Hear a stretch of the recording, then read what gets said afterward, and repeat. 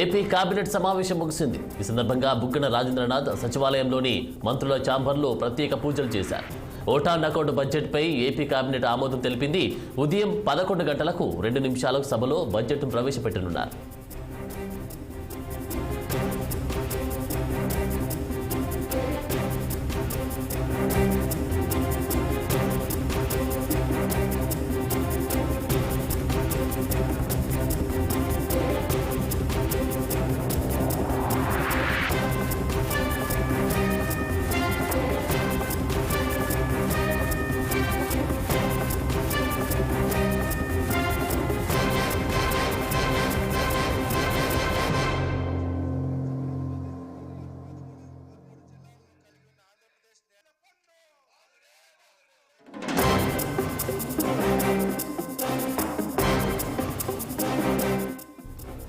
AP cabinet సమావేశం ముగిసింది. ఈ సందర్భంగా బుగ్గన రాజేంద్రనాథ్ సచివాలయంలోని మంత్రుల ఛాంబర్లో ప్రత్యేక పూజలు చేశారు.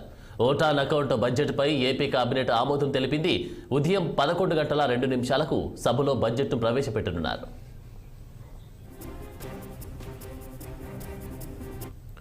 ఇక ఇదే అంశానికి సంబంధించి మా ప్రతినిధి కోటేశ్వరరావు లైవ్ లో అందిస్తారు. కోటేశ్వరరావు, చెప్పండి, ఆ యొక్క బడ్జెట్ కు సంబంధించినటువంటి అప్డేట్స్ ఏంటి? ఇప్పుడే మరి ఏపీ మంత్రివర్గ సమావేశం ముగిసింది. ఈ మంత్రివర్గ సమావేశంలో ఈ రోజు సభలో ప్రవేశపెట్టబోయే 2024-2025 ఆర్థిక సంవత్సరానికి గాను ఓటా అకౌంట్ బడ్జెట్ కు మరి మంత్రిమండలి ఆమోదం తెలిపింది. దీనికి సంబంధించి దాదాపు 2.85 లక్షల కోట్ల రూపాయల బడ్జెట్ కు సంబంధించినటువంటి ఆమోదం ఇప్పుడే తెలిపింది. ప్రస్తుతం అయితే 9 గంటలకు మరి సమావేశాలు ప్రారంభమవుతున్న సందర్భంగా ముందుగానే ఉదయం 8 గంటలకు మంత్రివర్గ సమావేశం ముఖ్యమంత్రి జగన్మోహన్ రెడ్డి అధ్యక్షతన ఈ రోజు జరిగింది. ఈ మంత్రివర్గ సమావేశంలో ప్రత్యేకంగా ఓటా అకౌంట్ బడ్జెట్ కు సంబంధించిన మాత్రమే చర్చకు వచ్చింది. అంతేకాకుండా దీనికి సంబంధించిన ఈ బడ్జెట్ మాత్రమే ఆమోదం తెలుపుతూ మరి మంత్రివర్గ సమావేశం తీర్మానం చేస్తున్నారు కూడా చెప్పుకోవచ్చు. ప్రస్తుతం అయితే దీనికి 2,85 లక్షల కోట్ల రూపాయలకు సంబంధించినటువంటి బడ్జెట్ ఏదైతే ఉందో దీంట్లో ప్రస్తుతం 3 నెలలకు సంబంధించినటువంటి మాత్రమే ఈ రోజు మరి మంత్రివర్గ సమావేశంలో తీర్మానం చేయడం జరిగింది. ముఖ్యంగా ఏదైతే 3 నెలలకు సంబంధించినటువంటి జీతభత్యాలు, ప్రభుత్వ ఉద్యోగులకు సంబంధించిన జీతభత్యాలు కానీ ఇతర ప్రభుత్వ ఖర్చులు, అంతేకాకుండా ఈ నెలలో ప్రవేశపెట్టబోయే మరి జగన్ సంక్షేమ పథకాలకు సంబంధించినటువంటి వీటికి సంబంధించిన నిధులు విడుదలకు సంబంధించినటువంటి నిర్ణయాలు కూడా ఈ సమావేశంలో నిర్ణయం తీసుకున్నట్లు తెలుస్తుంది. అయితే ఈ ఉదయం 11 గంటల 2 నిమిషాలకు ఆర్థిక శాఖ మంత్రి బుగ్గన రాజేంద్రనాథ్ రెడ్డి ఈ బడ్జెట్ ప్రవేశపెట్టే అవకాశం ఉంది.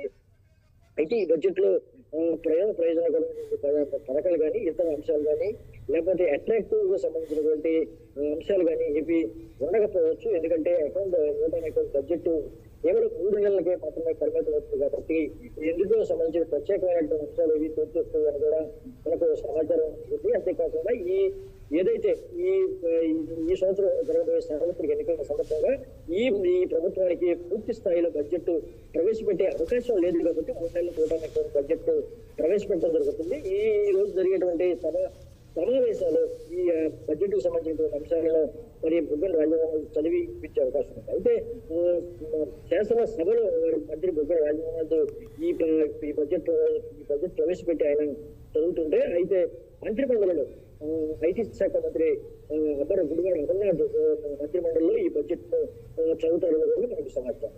ఏదైతే ఉందో ఈ రోజు జరిగేటువంటి రోజు జరిగేటువంటి శాసనసభ సమావేశాలు అంటే ఈ బడ్జెట్ కు సంబంధించిన మాత్రమే హైలైట్ గా ఉంటుంది. ఈ బడ్జెట్ సమావేశం మరి దీంట్లో ప్రవేశపెట్టిన తర్వాత దీని మీద బడ్జెట్ మీద మధ్యాహ్నం మరి దీని మీద విస్తృతమైన చర్చ జరిగే అవకాశం మనకు తెలుస్తుంది. ఈ బడ్జెట్ ప్రవేశపెట్టిన తర్వాత శాసనసభ ఈ బడ్జెట్ కు మరి ఆమోదం తెలుపుతున్నారు. ఈ బడ్జెట్ సమావేశం ఆమోదం తెలిపిన అనంతరం దీని మీద సుదీర్ఘమైనటువంటి సభలో చర్చ జరిగే అవకాశం మనకు తెలుస్తుంది.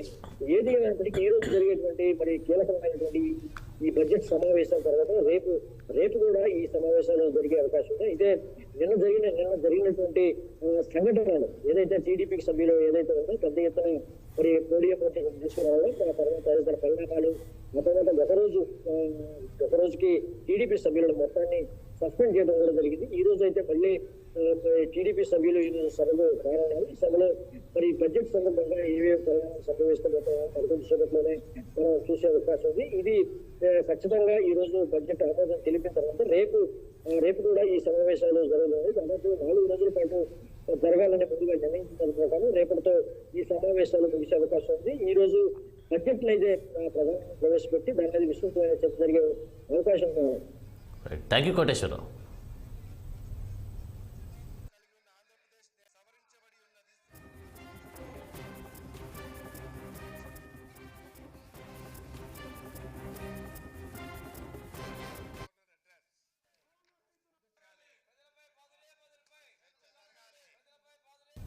ఏపీ అసెంబ్లీ సమావేశాలు కొనసాగుతున్నాయి. ఇప్పుడు లైవ్లో చూద్దాం.